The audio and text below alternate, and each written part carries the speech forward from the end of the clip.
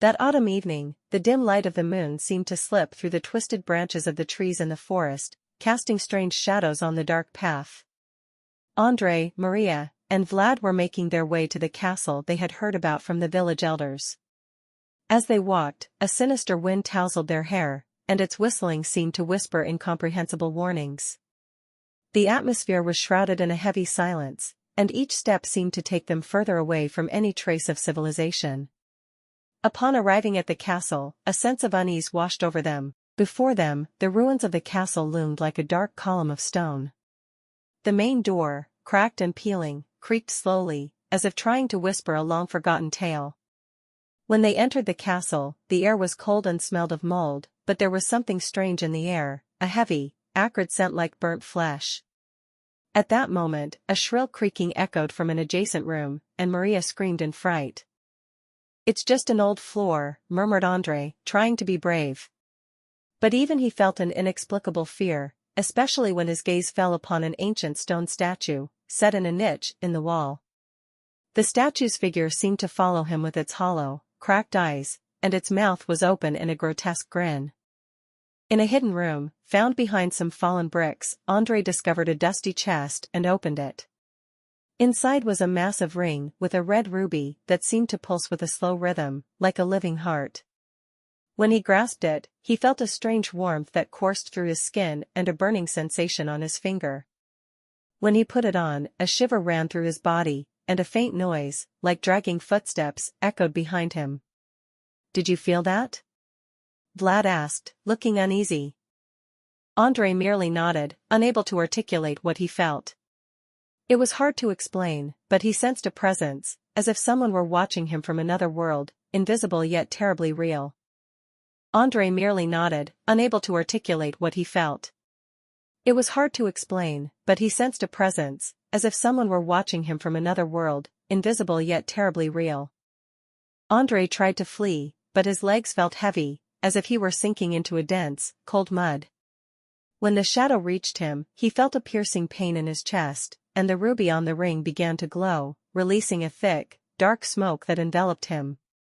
Then, with a terrible feeling of suffocation, Andrei awoke in his bed, but the room was haunted by that dark energy. When he looked in the mirror, he noticed that his skin was pale, and his eyes had a reddish tint. The terror had escalated from day to day, and the nightmares became increasingly violent. One evening, the shadow from Andrei's dreams began to manifest in real life.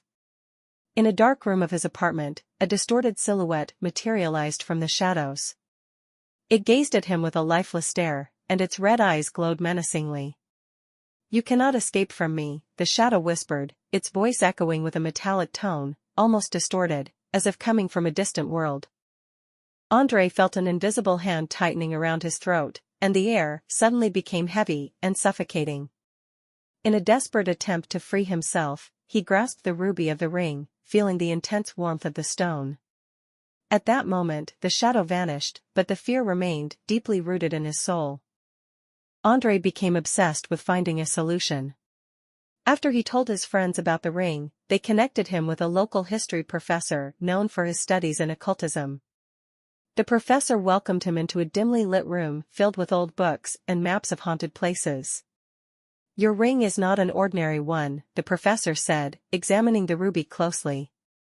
"It is one of the most dangerous artifacts I have ever read about. A living stone, cursed to consume its bearer until nothing remains of him.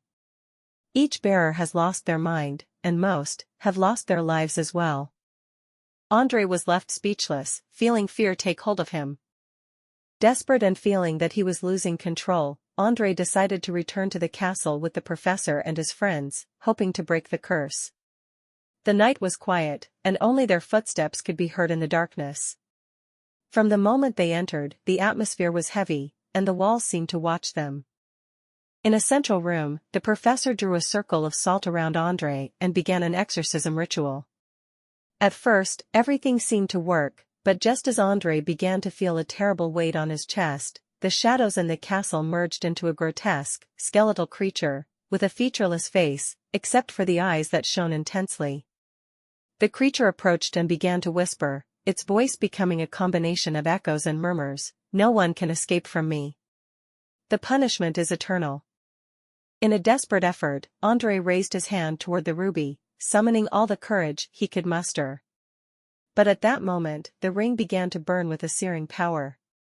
The skin on his finger seemed to melt, and the pain brought him to the edge of despair. The creature grinned with satisfaction, its eyes shining even brighter. In that moment, Maria, inspired by the professor's stories, began to sing an old healing song.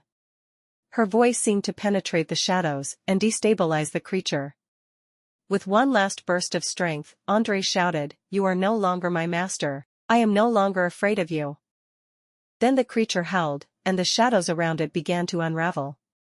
The entire room seemed to shake, and the creature, with one last glare of hatred, dissolved into a thick smoke that gradually disappeared.